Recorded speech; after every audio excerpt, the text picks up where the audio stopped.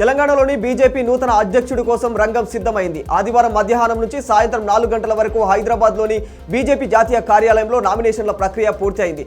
ఒకరే నామినేషన్ వేసినట్లు తెలుస్తుంది. ఆ ఒక్కరు ఎవరనేది ఇప్పుడు ఆసక్తికరంగా మారిపోయింది. ముఖ్యంగా మల్కాజిగిరి ఎంపీ ఈటల రాజేందర్, మాజీ ఎమ్మెల్సీ రామచంద్రరావు ఇద్దరిలో ఒకరికి అవకాశం ఉన్నట్టు తెలుస్తోంది. తెలంగాణలో నైరుతి రుతుపవనాలు బలపడుతూ ఉన్నాయి. దాంతో రాష్ట్ర వ్యాప్తంగా పలు జిల్లాల్లో వర్షాలు పడే అవకాశం ఉన్నట్లు వాతావరణ శాఖ అధికారులు వెల్లడించారు. రానున్న 3 రోజులు విస్తారంగా వర్షాలు పడే అవకాశం ఉన్నట్లు ఐఎండీ తెలియజేసింది. ఖమ్మం, మెదక్, కామారెడ్డి, మహబూబ్ నగర్, రంగారెడ్డి, నిర్మల్లో ఈపాటికే వర్షాలు కురుస్తూ ఉన్నాయి. కరీంనగర్, హనుమకొండ, కొత్తగూడెం తదితర ప్రాంతాల్లో గంటకు 40 నుంచి 60 కిలోమీటర్ల వేగంతో ఈదురుగాలులు వీస్తూ ఉన్నాయి. జూన్ ముగిసినప్పటికీ ఇప్పటి వరకు అనుకున్న స్థాయిలో వర్షాలు పడలేదని రైతన్నలు ఆందోళన వ్యక్తం చేస్తూ ఉన్నారు.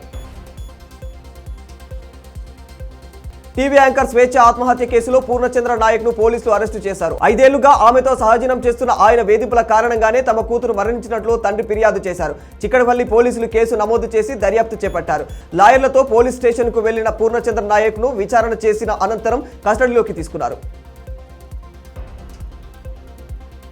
ఢిల్లీలోని కాంగ్రెస్ పెద్దలకు తెలంగాణలోని రేవంత్ సర్కార్ ఏటీఎంగా మారిందని నిజామాబాద్ గడ్డపైన తేల్చి చెప్పిన మీరు దీనిపైన ఎందుకు విచారణ ఆదేశించడం లేదని కేంద్ర హోంశాఖ మంత్రి అమిత్ షాను బీఆర్ఎస్ వర్కింగ్ ప్రెసిడెంట్ కేటీఆర్ ప్రశ్నించారు. సిబిఐ, ఈడీతో కాంగ్రెస్ ప్రభుత్వం అవినీతిపై విచారణ జరిపించడానికి ఏం అడ్డు వస్తుందో తెలంగాణ ప్రజలకు వివరించాలని డిమాండ్ చేశారు. ఈ మేరకు కేటీఆర్ ప్రకటన విడుదల చేశారు. ఢిల్లీలో కాంగ్రెస్తో కుస్తీ, రాష్ట్రంలో దోస్తీ అన్నట్లుగా బీజేపీ వ్యవహారం కనిపిస్తుందంటూ రాసుకొచ్చారు.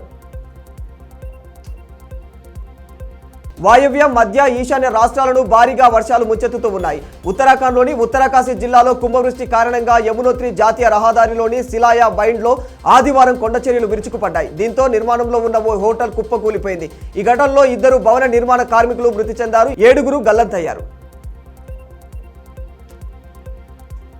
జమ్మూ కాశ్మీర్లో భూగర్భ బంకర్ల నిర్మాణంపై సమాచార హక్కు చట్టం కింద దాఖలు చేసిన దరఖాస్తులో కీలక విషయాలు వెలుగులోకి వచ్చాయి. అండర్గ్రౌండ్ బంకర్ల నిర్మాణానికి గత 5 ఏళ్లలో జమ్మూ కాశ్మీర్కు కేంద్ర ప్రభుత్వం మంజూరు చేసినటువంటి నిధుల్లో సగభాగం కూడా ఇప్పటికీ వినియోగించుకోలేదని తేలింది. దాదాపు 242.77 కోట్ల భూగర్భ బంకర్ల నిర్మాణానికి మంజూరు చేస్తే నిధులు అయిపోయాయి తప్ప బంకర్లు మాత్రం పూర్తి కాలేదని తెలియజేశారు. బంకర్లు నిర్మించి ఉంటే ఆపరేషన్ సింధూర్ సమయంలో అంత ప్రాణ నష్టం ఎందుకు జరిగేదని ప్రశ్నలు వెల్లువెత్తుతున్నారు. గాజాలో జరుగుతున్న యుద్ధాన్ని వేగంగా ముగించి సంధి కుదుర్చుకోవాలని ఇజ్రాయెల్, హమాస్లకు అమెరికా అధ్యక్షుడు డొనాల్డ్ ట్రంప్ సూచించారు. ఈ మేరకు ఆయన తన సొంత సామాజిక మాధ్యమం ట్రూత్ సోషల్లో పోస్ట్ పెట్టారు.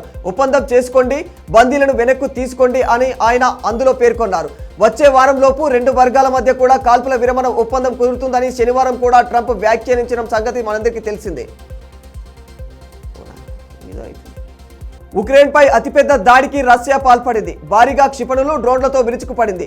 మొత్తం 477 డ్రోన్లు, సుమారు 60 క్షిపణులను రష్యా ఉపయోగించిందని ఉక్రెయిన్ వాయుసేన వర్గాలు తెలియజేశాయి. వీటిలో 249ని కూల్చివేశామని, 226 దాడుల తమ ఎలక్ట్రానిక్ జామింగ్ వ్యవస్థల ప్రభావంతో కూలిపోయాయని వివరించారు. 3 సంవత్సరాలలో ఇదే అతిపెద్ద దాడిగా ఉక్రెయిన్ చెబుతోంది.